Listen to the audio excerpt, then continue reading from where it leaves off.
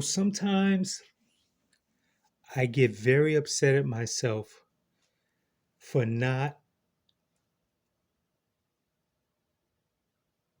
saying the things that I should say on this pod. Sometimes I procrastinate, sometimes I go, whatever, whatever. And I wish, because, oh my gosh, I said I did it again. So now I'm just reading this headline. Booker T's reality wrestling promotion in Texas chosen for WWE Developmental Program. And I swear on everything that I love, for real, that I was going to do a pod where I said that WWE should, especially in the new era, have different developmental programs. Rikishi, which is I believe his is Knox Pro, that's one of them that I had in mind. I had Natalia's school and I had Flatbacks in mind as well as those different offerings. And I say because all of these people were either former WWE talent, so they know how things work, or are current WWE talent, so they know how things work. So in this, and I'm going to delve a little further into this, right? As to why you thought this was good. Okay, they've also chosen Seth Rollins' school in Iowa and Elite Pro Wrestling Training Center in New Hampshire. I don't know who owns that. I'm surprised that they did not pick up Killer Kowalski's school because Hunter trained there and a few other people. But this is just the beginning. Level of talent seems incredible, right? And to add on to my inner thoughts that I had, I said if they did something, and I'm like I said, I fucking so many, man, so many. If they do this, as we can see now, they're doing it, this would be a good way to bring back or reinvent Tough Enough, where now you'll have all of these different schools competing to get to the Tough Enough, the actual development center. So all right, so let's say Booker T is going to have 5 people. Seth Rollins' school is going to have 5 people. Knox Pro is going to have 5 people, and on and on. Oh, Cody Rhodes' Nightmare Factory is part of this as well. Is part of this as well, and that's a power move because that means, damn, that might be a conflict of interest because they were grabbing people from AEW from Cody Rhodes, from the Nightmare Factory, which actually I don't know if it's him and his brother, but I think it's Dustin's. It doesn't matter. It doesn't matter. So yeah, I was like, man, it'd be cool if all of these cats got, you had a competition with each location, right? Each person has their 5. And I mean you could really have that's like that could be something like this could be like a 22 episode rather than them rushing to do 8. Because you can go to each individual school and have those characters from each school. And as time progresses, then you decide the 2 that you're going to, each school gets to pick 2 people out of 5. And then those 2 people from each location will then go to the Miami or the Orlando location. And then that's where the real show begins. So you'll see them in training there and then you and prepping them almost like a hard knocks, you know, and they were probably doing, I mean, like Tough Enough was probably before Hard Knocks, so they might have been Hard Knocks before Hard Knocks. Um, and then, yeah, and then they go to the actual development center and train there, and now and instead of it just being, the chosen 2 from each location, they're also in competition with the new upstarts, the ones that are like almost had their toe dipped in to go to NXT. Shit. I'm sorry, but yeah, I have shit. Okay, so on this note, what's been sitting on my mind for the past few days as well, and now I'm being pushed to do it. There's some other wrestling things, but I haven't done a film pod in a while, and I've been meaning to go back. So for anyone that also is into film pods and film knowledge, I'm going to do a um episode on AI. So give me about a week or so, and I'm going to drop that. And I have, a lot of different information that I'm not sure is actually out from having open discussions with professionals, or one in particular. So, yeah, damn. Every time I see stuff like this, I go, damn it. It was something else that had happened. And I was like, damn, it's just recently too. And I was like, damn, I wish I had done an episode. This was wrestling related. Oh, no, actually no, it was film related. And I'll leave it at that. For about 2 years now, I've been meaning to, probably three, when they announced the Blade film. I knew that goddamn movie was not gonna happen. I knew it. And then, I don't mean to be ageist. When I looked up Mahershala Ali's age too, and they were still being waylaid.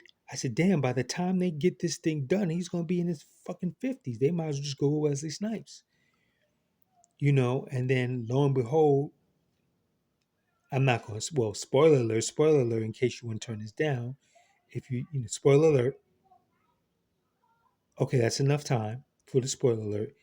If you haven't seen Deadpool and Wolverine, you know, so I mean, look, what about maybe, no, I want to say 40s, probably about 5 or 6 years ago, Wesley Snipes had that television show on where he was actively busting people's ass in martial arts. So, you know, um, it is what it is. I mean, it's unfortunate that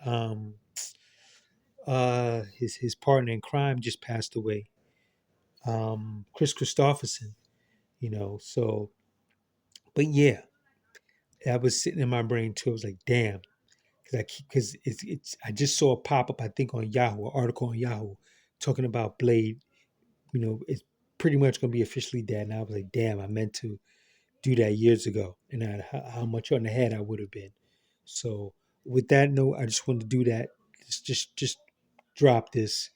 But damn, I wish I just, because I call a lot of shit in the head, man. Shit. And nobody was talking about this. Nobody. Later. So dig this. I just found out, many of you might have already known this, that Samantha was very interested in like being a manager or doing basically doing character work.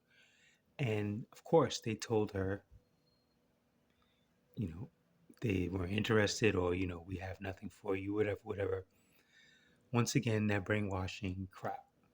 And I'll swing back to that, but I also want to say, to play devil's advocate, you know, she did such a good job breathing life and animating the talent with the announcing that, of course, they just locked her in with that. And I mentioned in the earlier post, the signs. I believe another sign could have been when they put her voice on the Chelsea Green theme music. That could have been another sign, even though they had switched her over to SmackDown. But that could have been a sign. We need to preserve this, because I believe that her announcing Chelsea Green was like the sticking the flag in the sand of, oh wow, she's different. But anyhow, I digress. Yeah, this is stupid on their part, because now, thinking about it, if she does go to another company, air quotes, they might actually utilize her in that way and might be able to one up the company, but I'm sure they don't really care. Um, just my creative spirit, I'm like, damn, you could have, actually, hold it. Before I even say that, this kind of reminds me of what Kathy Kelly said, and I don't even know where her stance is or where she stands with this because she told CVV that she was very interested in being on the writing team, and that she written a screenplay, so she had very much, she had strong interest in being on the creative, and I think she had sat in on a couple of meetings, but I don't know where that is, at this point because I just only see her on television. But just off the top of my head with Samantha, dude, she could have been in the back trying to get Zoe and Shayna away from Sonya. You know what I'm saying? You start off with, them promos. You know how we're doing it now. I call it Tarantino style. You see her in the back talking to one person, she walks off. Second week, talking to the other one, walks off. Then maybe she's talking to them, and Sonya steps to them. They have words, yada, yada. And right then and there, I think by the second week, as soon as you see her talking, on just in the background, talking with someone, you're gonna get the feelers. Or they could have put it with Jade and Bianca, or they could fuck around and even better it. They could have better it. Is that even such a term, a word? You'll let me know. To make it better, they could have put her with Chelsea and Piper and just started out with her being the walking announcer outside doing that, making it different. As she comes out, she's the only one that gets this special treatment, and then it branches off or transitions into her managing them. And then, even if she could breathe life into some of those, into Chelsea's matches, that would have been funny. Where she's the where she's like the third announcer. I'm sorry, the third announcer, the third commentator. She's because it was Joe and Wade now, right? If she's sitting next to them and certain moves that she knows that Chelsea's going to do, she could have like did that. Yeah, that would have been different. That would have been different. Radio silence. That shit that could have been different. And then it just transitioned. So you know, it is what it is. You ended up bringing in Lillian Garcia because her leaving basically forced your hand to bring in someone. So it's not like you could not have replaced her, or you should just moved Alicia there. But it is what it is. It's just a follow up and yet another mistake. Um,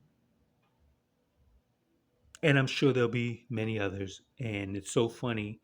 Speaking of um, what I mentioned earlier about me not speaking on stuff, I was going to do a post, right? An episode asking the question, when is the honeymoon over between the fans and Triple H? When is the honeymoon period over between the fans and Triple H? Because I'm seeing little tricklings that I do not like with people trying to link him or calling him a racist, and that's a bunch of BS.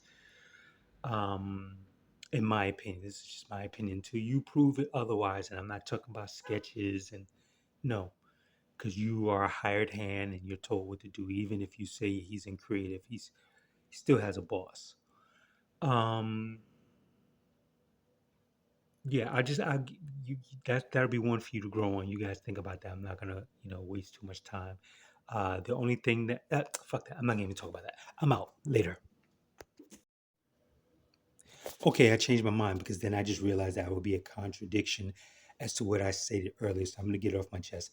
I do not think that at that press conference, they call it the media scrum or whatever you want to call it, for the last.